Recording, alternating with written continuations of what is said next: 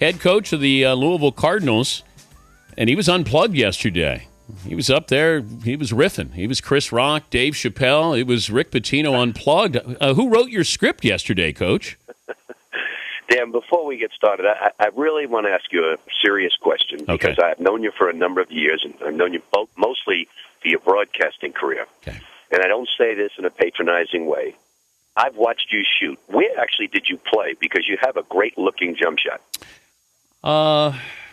I would have appreciated you knowing where I played. That you could have recruited me because I could have helped you a little bit here. But I am that old. I yes. know that. I had good seats to watch games at Eastern Kentucky. I didn't pass and I didn't play defense, so I didn't get to see a lot of airtime. You do have great form. I have a year of eligibility left, and I'm just throwing it out there. Well, I could use you because the dome, it's difficult to shoot in the dome. It is, and you know what? Kids are going to understand that. They go into New Orleans, and it's that whole background and the depth perception. It does take a little while to get used to that. It does, and I've got a routine set up, and it's on a serious vein. I've got a routine set up where I was reading something about putting in golf, and we're going to start out, and all our drills in the beginning are going to go from 5 to 7 feet. We'll make a lot of shots from that distance, then go to 8 to 10 feet, and work our way out.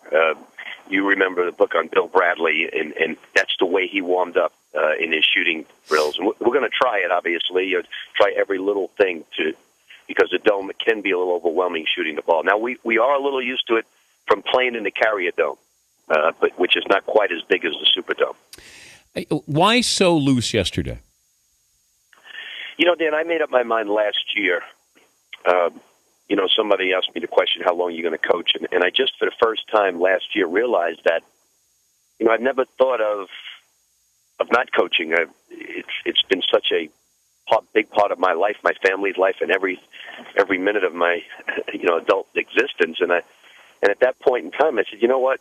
The window is closing on a lot of us in coaching, and I made up my mind last year at the start of the season, I'm just going to enjoy every second of every minute of every day because I know it's going to come to an end in a short period of time. It goes by so fast. I mean, it's our 25th anniversary of Providence College, and it really feels like it was 8 or 10 years ago.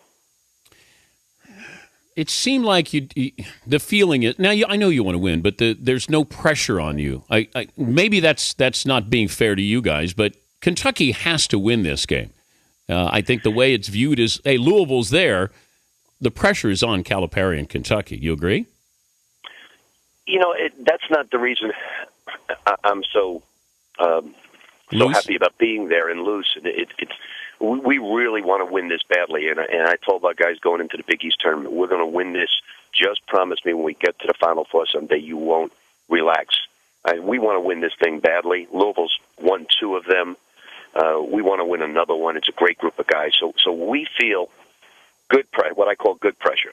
I mean, we're very, very satisfied with what we're accomplished, but once you get there, all 4 schools, Ohio State, Kansas, Kentucky, and us, we're all excited to be there, but we all want to win it badly. How do you not make this about you against Calipari?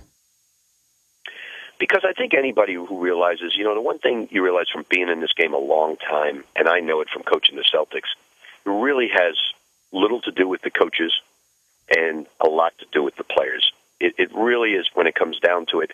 I realized when I coached the Knicks and I had Patrick Ewing, I was a lot more successful than I was having Travis Knight and Andrew DeClercq at center with the Celtics. And that's not putting those guys down. They were very good pros. But the difference is the players make the difference in any situation. Coaches prepare, coaches motivate. Once the ball is thrown up, it's all about the guys. So it really has nothing to do with John, Bill Self, any of us at all. It really has to do with the players. Now, we're all going to prepare. And I could tell you maybe 15, 20 years ago, you go against a certain coach that didn't like to prepare, didn't take it very seriously, was more consumed with what he did rather than preparing. Today, whether it's Buzz Williams, Jay Wright, Bob McKillop of Davidson, you name it, these guys can flat out coach, prepare, scout, and everybody today that I've seen in the last 5 years we've gone against is a terrific coach. It's all about recruiting, motivating, and putting your game plan together. Rick Pitino, Louisville head coach, joining us. If you would have won the lottery with Tim Duncan, do you think you'd still be the Celtics head coach? A lot longer than I was.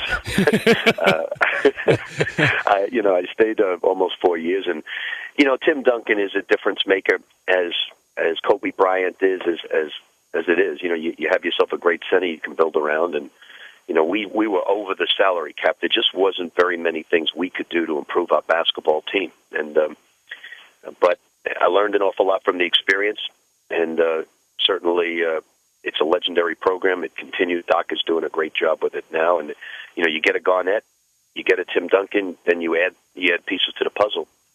You become a lot better basketball team. Final 30 seconds. If you win Monday, would you consider retiring? No, I'm having too much fun, Dan. Right now, I've got the right perspective on what this thing is all about, and you probably know this. I don't know if you're a grandfather, but I spend so much of my time trying to get my grandchildren to smile, laugh, and do little things. And when you reach this part of the Final Four with your team, and you see your guys having such a great time, you live vicariously through them. You watch them, all their actions and how they feel. That experience for a coach is just something you don't want to give up when you're healthy enough to still do it. Hopefully you got a smile on your face no matter what happens on Saturday there, Coach.